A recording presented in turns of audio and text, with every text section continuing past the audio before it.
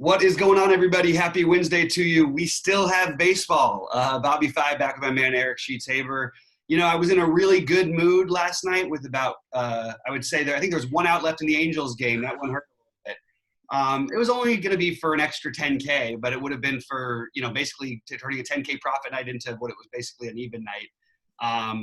Would have had a chance to win the tournament had I done a little bit more of what we talked about. The funny part was, Sheets, I mentioned about the non-stacking situation and sort of taking little pieces.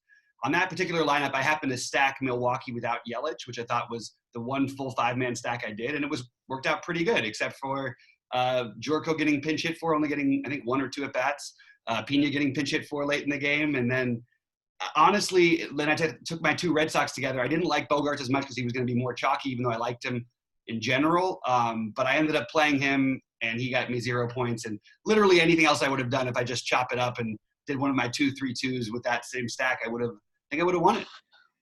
Yeah, I hate to do this to you, and because I actually I didn't know how you were doing last night, and only this morning I didn't talk to you, but I went to the State Kings Discord, yeah, and saw what you had said in there, and I would just like to tell you that I went from down like 1,500 to basically break even with the Rendon home run.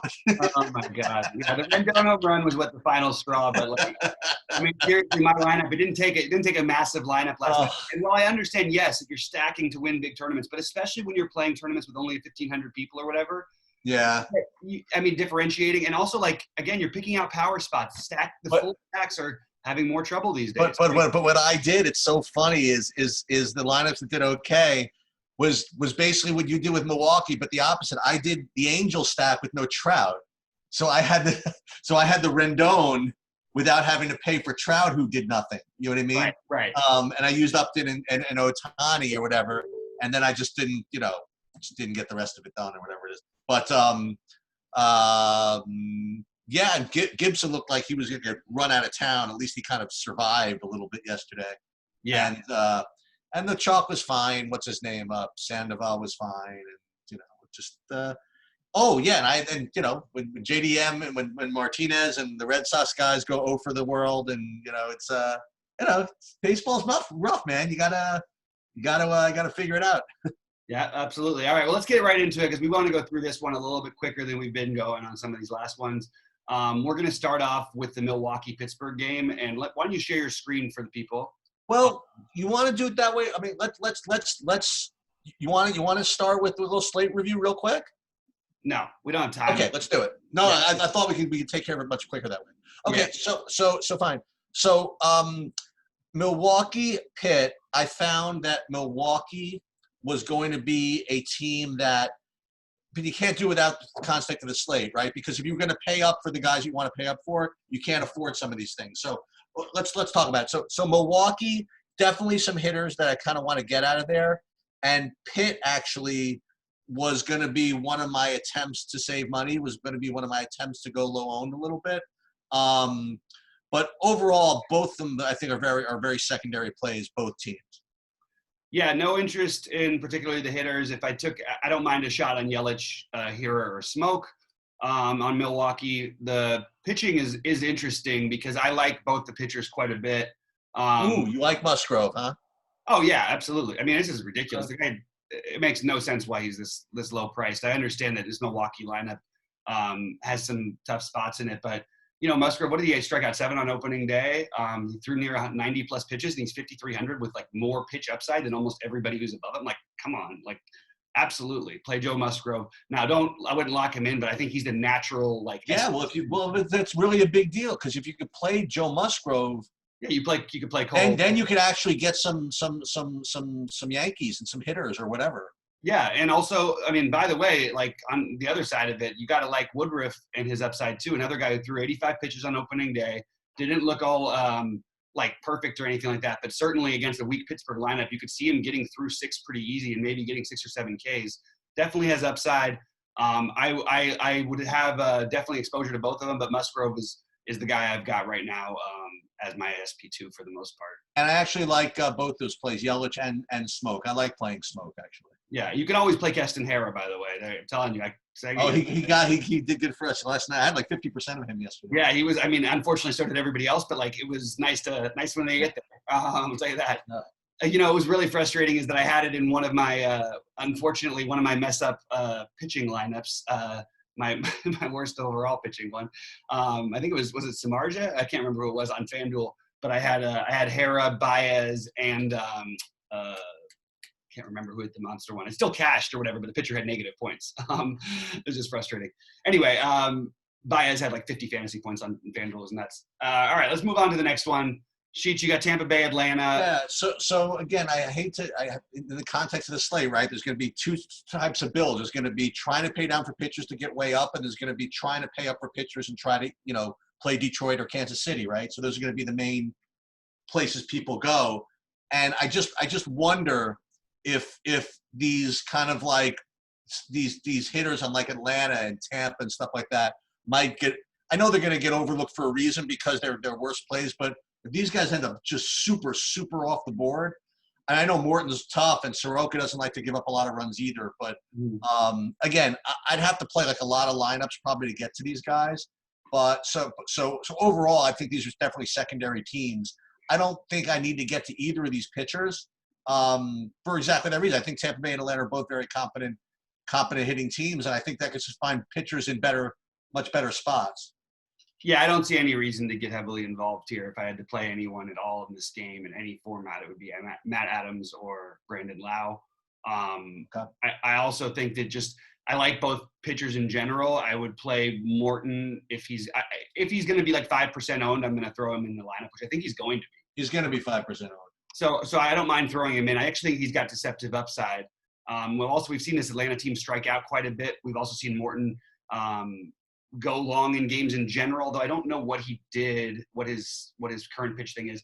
It's not a play you want to prioritize. It's just one that a long shot GPP play. And one thing I like to do when you have a team like Atlanta with so many good hitters like Acuna and Freeman and all these guys are going to be unowned, maybe somewhat later in the day, if your lineup looks a little chalky, maybe you just make a swap for one of the other big bats, maybe a Stanton over to an Acuna or something, because it's always fine to make that play. And it's something, you have one guy who's going to have 10 times the ownership, and people just don't do that very often. And I'll just do that, occasionally at the end if I have the guys a one-off and my lineup's a little too chalky. You can always include those Atlanta bats against anyone. So, but again, no priorities there. Okay, so Dodgers, Astros. This is one of the Dodgers are a spot like the Yankees that you'd like to be able to get to if you can, right? So. First of all, just a little bit of I don't want to say research or whatever it is. Apparently, this guy Javier stinks. I mean, he has apparently he's got a really high strikeout rate from wherever he was pitching, but apparently his control is really bad, and I think that I think it could be tee off city for the Dodgers in this game. So if again for the lineups where I can get guys like this, whether it be Dodgers, Yankees, or whatever, I think all these Dodgers are great. I'll go right back to all these lefties, right? So Bellinger and Muncy would be my two favorites, and then I guess Peterson again. But then again, like you said, this guy can get chased out, and I think they're all in play. Corey Seeger just kind of tilted me a little bit last night. I had him as a really kind of low-owned one-off in like a bunch of lineups, and he had a couple of shots. He was like the highest scoring shortstop, wasn't he? Corey Seager? There was like nobody who did anything at shortstop last night. Oh, but I think he came up with the bases loaded or something like. There was something that he tilted me on something. I forget what it was. Yeah, he crushed. He have a double play with the bases loaded. He double play with the bases loaded, but he also crushed the other ball. Like he's been hitting the ball really, really well. It was a good play. He's tremendous, and I think again, if you can afford him, if you want to construct your lineups to have no Garrett Cole or no anybody good, or if you want to go double punt with freaking Musgrove and somebody else, then sure. I'd love to get these guys.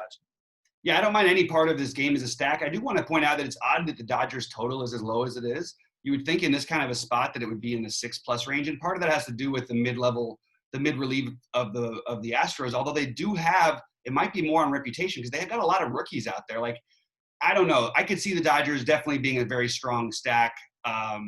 It's hard when you have Houston and Minnesota on this slate to try and prioritize them over Houston and Minnesota. I'm sorry, Minnesota and New York, the Yankees. but I would put them in the running for after those teams. And it's just, I mean, you look at the prices, you know they're not going to be quite as high owned. Mookie Betts at 5.6 compared to some of these other guys. Bellinger's up there. I would prioritize Bellinger and Seeger. I don't mind Jock Peterson either. Muncy, Betts, all those guys are the guys I would have 15+% of, but probably not going to make the Dodgers more than like a 15% stack, 10% stack maybe for me today. But I don't mind if you want to mix in any of the Houston bats, although I'm not going to like target them as a stack. I will target Michael Brantley at 3K where I need to save money, and you might if you want to pay up today. So Michael Brantley at 3K is literally hilarious. Everybody else in Houston is priced reasonably. I do think, I mean, forget, like, we called the fight last. I said it was going to be a rough one last night. We had the fight, the brawl, or the near brawl. Oh, that guy's a freaking clown. I don't know. Well, I mean, by the way, he was a curveball that Correa got upset about.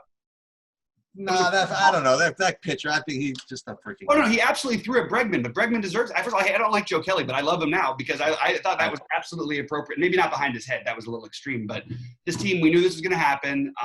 They hate each other. They were yelling at each other before the game. It's not a pleasant situation between these teams. So you expect they're probably play ball for Christ. I don't know, that's the way I look at it. But who are you talking about to play ball? Like, I mean, Carlos Correa, never in the history has a hitter been right about being annoyed by a guy throwing a curveball over your head. That's a curveball. If the guy throws a curveball over your head, he's not throwing at you. And then he makes the face at him. I mean, you're freaking. That was freaking 2 years old. I mean, yeah, but I mean, Correa for getting upset about the curveball was, to me, that's a grade school baseball stuff. You learn when you play baseball. You don't get upset about curveballs that miss. You know, like, it's just ridiculous. I don't know. Yeah, I hope they all freaking get coronavirus going out to the Dodgers going onto the freaking plate. Whatever. What did the Dodgers do wrong? Oh, again, I'm not into the throwing at the people for the last year stuff. I don't know. Oh my God. Let's move on. It's fine. Okay. But by the way, Josh Reddick is 2,300 if you want. Yeah, he's another one.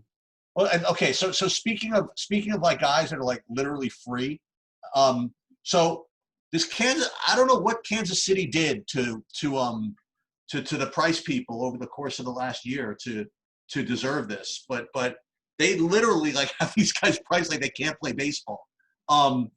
And this is going to be a thing pretty much every day until they decide to change their minds on this. So I have a very strong opinion on this game. And I'm going to probably end up losing all my money because of it. But so when you first take a look at the slate in general, what you say, okay, I want to get Cole and Paddock or DeGrom and Paddock or Cole and somebody like that. And you know how I can make it work? I can make it work really, really easy. I could play Detroit guys. I could play Kansas City guys, and it makes the whole thing work. I'm kind of in the mood to just play Matthew Boyd, and let everybody just go down with the ship with all these cheap guys. Let them all strike out 4 times. I'll get double leverage on Paddock. I'll get double leverage on the Kansas City people, and I'm just kind of into playing Matthew Boyd. And on the other side, I also kind of wouldn't mind playing a little Danny Duffy. Again, another kind of really lower owned guy just to go a different route.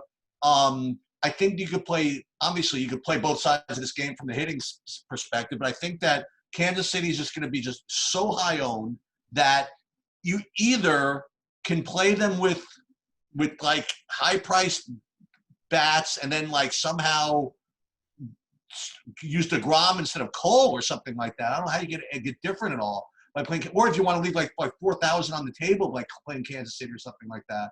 But for me, I'd rather just go after all the constructions with Kansas City and X that want to get these pitchers in, and I just kind of want to play Matthew Boyd. And you see Paddock in my lineup right now, but Paddock is going to be probably criminally owned also. So I don't know. Matthew Boyd seems to be the guy that I'm just going to be drawn to. But again, both sets of bats are totally in play. Both pitchers are totally in play. But I think Matthew Boyd is the way I'm going to go with it. Yeah. So Matthew Boyd has actually faced this team, a fair bit over the last while. We've got 146 plate appearances against them in a division game. I like Matt Boyd a good deal tonight. He's actually been incredibly dominant against this team, with the exception of Salvador Perez and Whit Merrifield, who have crushed him. Well, Merrifield's 20 for 39 off of him, but he has no home runs. So take that for what you will. I like Matt Boyd just fine. I think he's a really good play. I think that also I don't mind the Royals bats. Prefer Merrifield number 1, Franco number 2, Perez number 2, Franco number 3, Mondesi number 4, and I'm sorry, Soler number 4, Mondesi number 5. I like a bit of all of those guys when I'm not playing him, and I like the other side of this game to stack also. I don't agree as much on the Matt Boyd thing, but I'm willing to take some shots. I'm sorry, on on Danny Duffy. But I'm still going to have some of them. I'm just going to it's going to be a lot less than I will of Matt Boyd. Yeah, CJ Krohn is pretty impressive at 3,200 here, no? Yeah, I love Krohn, and I mentioned him yesterday, another guy that just is too cheap in the industry. Scope again? Yeah.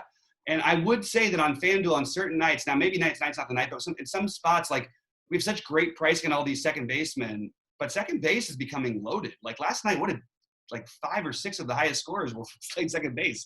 It was just weird. So I still like Scope, and I like Krohn. Those are my favorite of the Detroit team. I don't really know how to stack Detroit.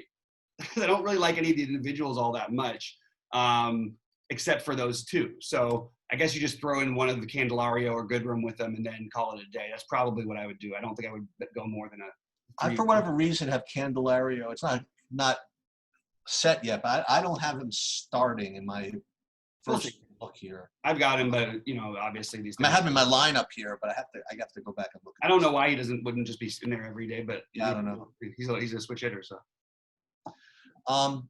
Okay, so let's but I think I think getting this game right, but I think this game is, as disgusting as it is really, people are going to either be playing this or intentionally. People are going to be looking at this game quite a bit. Let's put it that way. Yeah, and I think that it's natural to know how people's builds are going to go when they play this game stack. Like if they're going to stack this game, you know who the pitchers are going to be. You can narrow it down to 4 guys. So. Okay, so I guess here's my first question. We can't talk one without the other. What kind of ownership discount is going to be enough to have you play DeGrom over Cole? I guess that would be my rhetorical question. If they're, maybe you like DeGrom more than Cole, but how much more do you, what kind of ownership discount do you need to play DeGrom over Cole? That'd be my first question, considering Cole's against the freaking Orioles and DeGrom's against the Red Sox. That's my first, I guess, rhetorical question, pitching wise. And second of all, again, for another guy that might just get totally overlooked or whatever it is, I might end up biting the bullet and playing some Evaldi at 6,800 also. I mean, he brings heat, and it's again, just trying to be different. I think he's got a shot also. So as far as pitching goes, those are the 2. And I wasn't really going to get much of hitting from either side. So tell me what you think. Yeah, I don't mind Evaldi sort of, he looked good in the opener. I don't think I want to go heavy on him here, but I certainly don't mind if you want to take a shot. Matchup's not as good as it was opening day, but also the stadium's a little bit better. So I think DeGrom – so I have no problem playing him against this Red Sox team. I've talked to you about this. I've said this, I think, on all of our shows so far. We keep saying this Red Sox offense is great. And what is really the example of what hitters make this offense great? Well, JD Martinez has 0 3 games in a row, right? Well, he's the one who makes this offense great. Like Christian Vasquez is above average hitting catcher these days. Rafael Devers is above average hitting third baseman, and Xander Bogaerts right now is just barely above average as a shortstop. That's it. This is not a lineup that especially once you take them out of Boston. Now they're going to have some explosion games that are going to make me look silly, but that's fine with me. But I do think that when they're better off when Verdugo's in the lineup. But anyway, that's a separate note. I like DeGrom. I'm very concerned about his pitch count. He only threw 75 pitches in the first time out. I think I would just rather go. Cole threw 75 also, but that game was canceled with the weather. So who knows if Cole would have thrown 90 or 100. Yeah. Cole's a different type of animal. I still think they're going to try and treat him, kindly, but I wouldn't be surprised if you saw him extended a little bit further. The problem is maybe the Yankees get out to a big lead, and you could argue that could either hurt or help them. I still think overall you just play Cole over DeGrom. I don't really see how you go the other way too often, but I will have some shares of DeGrom, and I will have a couple lineups with them together. You'll be able to get that done with Kansas City? Yeah, there's other guys too that are going to be like 2K, Seattle guys. There's other guys out there that are going to be just freakishly cheap. Okay. So you're really asking for a lot from DeGrom. in what seems like it might be limited for that price. Yeah, you're asking. You're not asking for too much from Cole. So Cole, we have to go on to the next game. So I mean, first of all, I haven't really gotten too far into it, but at first look, I mean, the Yankees on FanDuel is just impossible to not play. But we'll talk about FanDuel maybe later. But Yeah, look, the Yankees they're good hitters against a shitty pitcher, and they could, I don't know what their implied this is a joke, right? Their implied team total is 5.5. That can't be right. I haven't seen an updated applied team total yet. My comment would be, well, what about for the last 4 innings? You know what I mean? You want to go through the Yankee guys? That makes sense. So anyway, so Cole's obviously a tremendous play. He's compared to DeGrom, he's against a much, even though the Red Sox may be overrated, certainly he's against a much worse team, and with a lot of strikeouts and a lot of everything. On the Yankee side, hitters, I guess my favorite might be Judge, maybe, or Torres. I'm not sure. Maybe those two a little bit more than Stan, but I mean, you can't really go wrong with much of anything. Where are you getting your Yankees total? Because I'm wondering what could possibly make that low. Yeah, this just can't be right. This is from must be. Yeah, I just can't find a total for them. Period. Yeah. Well, what are they waiting on in that game? Oh, I know what it is. No. So they had a total, I think, of 9.5, but they had Pablo Lopez pitching at first, so they had Baltimore give them a little. You know what I mean? So yeah, I'm sure it's now 6.5 to 3 or something like that. Yeah. Okay. I don't have a total for some reason on them anywhere I look, but yeah, I mean, Garrett Cole is definitely the number one, but you can mix in some of the middle guys and maybe get more production. We don't need to pay these prices anymore. That's the only thing I'm going to remind you. Okay. Having said that, you can pay this price because we have pay downs at a pitcher too, and pay downs at hitters. But like, you can build you can use a couple of guys who we'll get into in a little bit, and then more of the mid tier. And you were sort of mentioned some already, but and skip guys, skip both Cole. But I just feel like, yeah, he's the one who could really hurt you with going out there and giving you like a Bieber type of performance from last week that you kind of need him. But at the same time, if he doesn't do that, you've got a couple other. If you put a couple middling guys in, maybe you could even argue that you might even have more upside as long as Cole doesn't literally throw like, get 14 strikeouts or something. Can I ask you a dumb question? So again, this is nothing to do with stats, nothing to do with analysis. Just more narrative stuff, I guess, which maybe you get into. I mean, there's no fans in these stands, right? Right. What is? I mean, and they got this. The Yankees have this coronavirus stuff in the back of their heads, or whatever it is, and what Cole is really just going to get totally pumped up to go into an empty Baltimore stadium and just lay it out there and just bring it on every freaking pit. I don't know. I mean, He doesn't have another zone. Like, I know Garrett as well as anybody. I mean, his mentality. Other than like Trevor Bauer, I don't know if there's anybody who's got more than that. I mean, Verlander's another one. Those are the guys. But Scherzer would be the other one. But he's as I don't know if that's going to end up affecting him. It certainly didn't affect him on opening night. He looked spectacular against Washington. Yep. Yeah, but that's against defending champions, right? I mean, it's yeah, but I don't. But this might, you could argue, it would be even more so because these are guys you play against more often. Okay, fair enough. So I don't know. All right, moving on. All right, so St. Louis, Minnesota. Again, we just like we always play Damian Lillard. We always have to talk about him. Ooh, and he's coming soon. Minnesota's in play every single slate. Especially when I say especially, and I don't really care who they're going against. Certainly is a bonus that they're going against someone who's not that great. But even if they're going against someone who was really good, I think their ownership would be lower. They'd be cheaper, and that you could play them just as well. But I like Minnesota here as a hitting team. I don't like so we have to talk about the Rich Hill thing, okay? Because when I first look at this, I'm like, okay, I'm trying to find some cheap guys to kind of throw in. Maybe I'll just throw in some St. Louis guys because they're kind of cheap. They're always kind of cheap. And I'm seeing that there's getting some love for this Rich Hill. And I mean, I don't know. I mean, you have to talk me on him or off of him because he really wasn't a guy who was He was fine, but for me, I'd rather just try to take, if he becomes really popular, maybe try to take some of these St. Louis guys and go against him. I don't know. Yeah, I don't mind. Go ahead. Okay, so I was just going to say, I have very only marginal interest in Hill. Minnesota on the hitting side. I guess my top guy, again, just to wimp out, I guess it'd be Kepler. And Cruz, I guess you have to play a little every day. So those would be my two favorites. But, right down the lineup, Donaldson, Polanco. But Kepler and Cruz, I guess, are my two favorites. Yeah, Kepler and Cruz,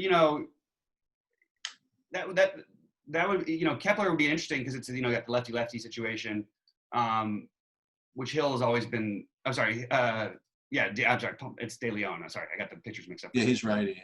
Yeah. My bad. I like Cruz the most of any of the hitters. I'm not going to jump and take a ton of bats from St. Louis, but they've been really bad against lefties. I actually do like Rich Hill. I just don't know how many pitches he'll get, but I think you should embrace the variance in this and play him in a lineup or two. Rich Hill has probably like the third best stuff on this slate. When he's going, he's as good as anybody and as unhittable as anybody. And he also might get a blister in the second inning. He has this happen all the time. We don't know how many pitches he'll go, but absolutely a guy we're taking a shot on with a massive ceiling.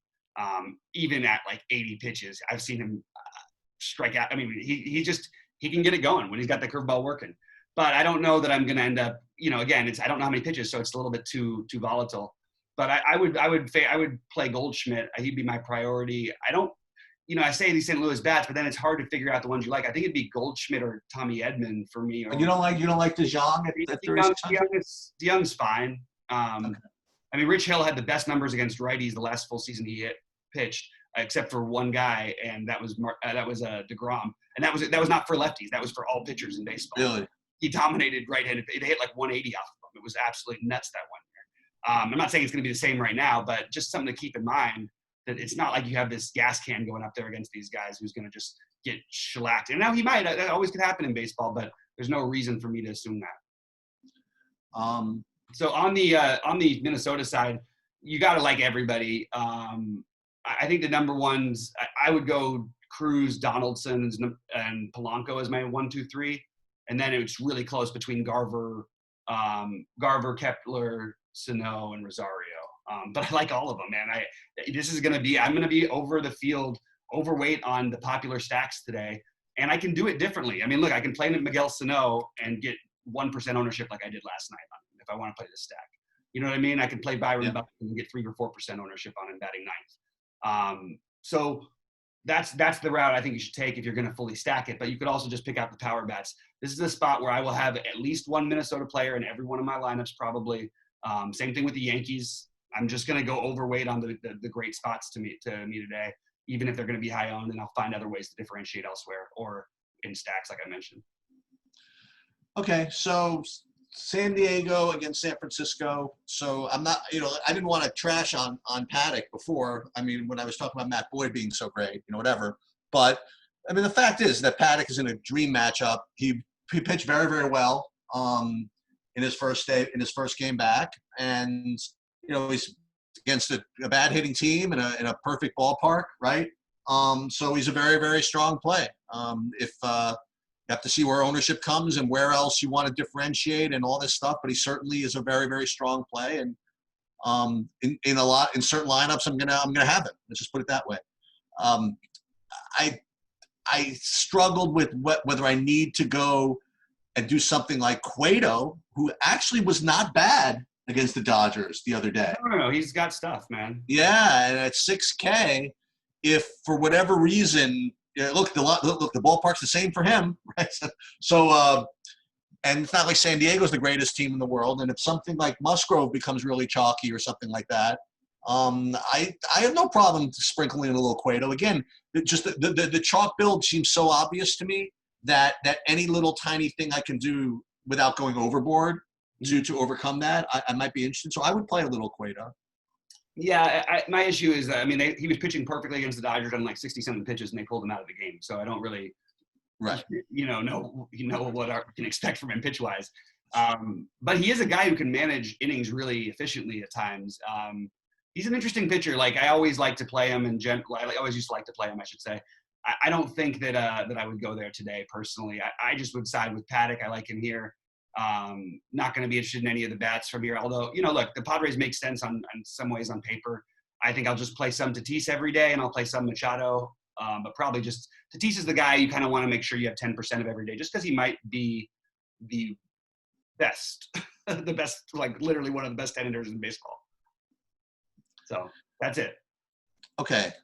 So if you didn't like all that, I wanted to beat you to it. Yeah, if you didn't like all that, now you have Seattle and the Angels, and this is what's going to happen. So Andrew Heaney is going to be really popular, and there's I don't want to over publicize another place, whatever, but there's one projection source that's really just like all over him pretty much every start, right? And a lot of people follow them, and so he's going to be owned. And look, they're going against Seattle, so everybody that plays against Seattle is also going to get ownership. It makes sense.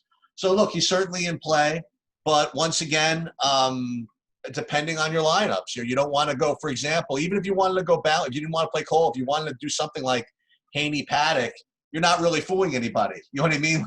Like that So Heaney is definitely fine. I just, for whatever reason, I would prefer Paddock, just because just from eye test, whatever. I just think he has better stuff, and he could put up a much better ceiling game than Heaney could, I suppose. Even though, again, Paddock was limited with innings last year a little bit, but it's not like Heaney wouldn't go 4 1/3 the other day. I mean, it wasn't like he was so great either, right? So what's that? I mean, he struck out 6 guys though, and no, that's true. That's true. So he certainly in that game though. How many pitches did he throw? I don't have it in front of me. You know what? I got to find that. But let me see. I mean, he certainly. What did he throw? 67 pitches. That's a little worrisome. Yeah. So he's certainly in play. He's going to be in my player pool. He's going to be in my kind of a short list of pitchers. But it's not like I'm going to go lock him in or anything like that. On the other hand, again, like if you're winning a lot of money after these first games, don't necessarily count your money, because look, Rendon is back, and between Trout, Rendon, Ohtani, and dude, freaking Pujols with a freaking home run yesterday.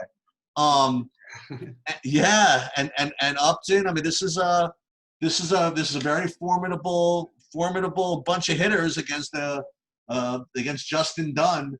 So and all these guys are kind of in play too. But what I would do is, if I were going to stack these guys or do whatever, I would definitely throw in some of the cheaper guys like Fletcher, or even if he gets the start, if he plays even La Stella at 3K or something like that. But these guys are in play also.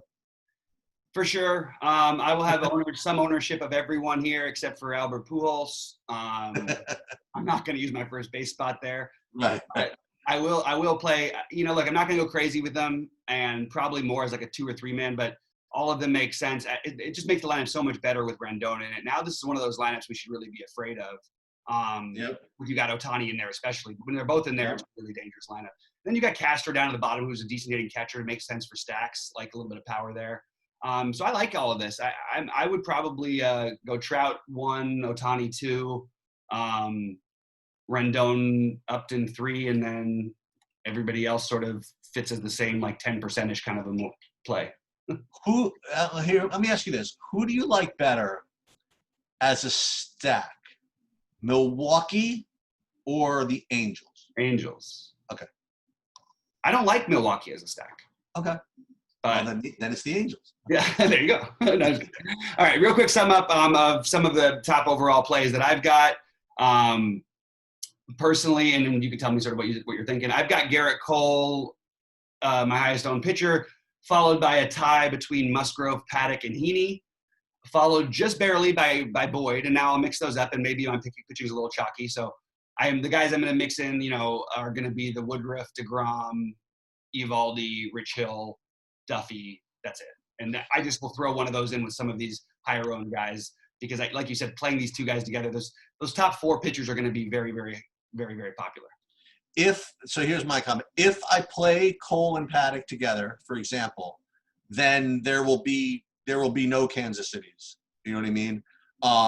There might not even be a Yankee in there. You know what I mean? I might have to just go a little bit like maybe Bravish or Tampa Bay-ish or something. Or you can play some of those guys and then the two unknown bats from like Seattle who are. That's true. That's true. If you're not going to believe in Heaney, you may take that chance. That's a good point. That's what I would be leaning on personally. Yeah, but I like playing Seattle against kind of weak righties instead of like yeah, whatever. Real quick, but again, it is just going to come down to construction. I don't think I'm going to get to DeGrom. Just there's too much risk, and with Cole just sitting there, I just don't think I can do it. Yeah, I hear you. I think that I'm gonna also say, just like real quick, I want to do my ownerships on hitters. My number 1 would be Stanton, Judge. Basically, I have them graded as basically the same. And these are going to be popular guys: Kepler, Rosario, Sanchez, Whit Merrifield, Michael Brantley, Josh Donaldson, Jorge Polanco, Nelson Cruz, Mike Trout, Pete Alonso. I actually think going back to Alonso is a really good play at first base tonight. With the more I looked at first base against Evaldi's hard thrower, seems to make a lot of sense. Mitch Garver, Miguel Sano, Jonathan Scope. You can see all the guys I'm going on here are basically in those games that I'm targeting. So I'm going to have to mix it up with my lineup construction. I'm also going to have a ton of Krohn and Scope, and I don't think that's going to be as popular, even though I think you'll see some people on Krohn. Okay.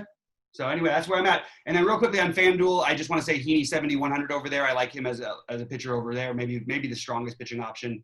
But you also can spend up at pitcher because there are enough places to pay down. Yeah, I'm gonna end up leveraging a little bit. So again, I'm gonna watch these ownerships on some of these kind of chalkier situations, and I'm gonna probably, like what did I say? Like if Boyd ended up being really low owned and Cancinas being really high owned, you know what I mean? That's where I would go, things like that. And I would honestly, if Musgrove worked out to be chalky, I would have no problem playing the Milwaukee guys. Yeah, I like that quite a bit. All right, sounds good. All right, hey, good stuff, guys. Hey, thanks so much for tuning in. We'll see you at the top of the leaderboards tonight. Good luck, everyone. Excellent.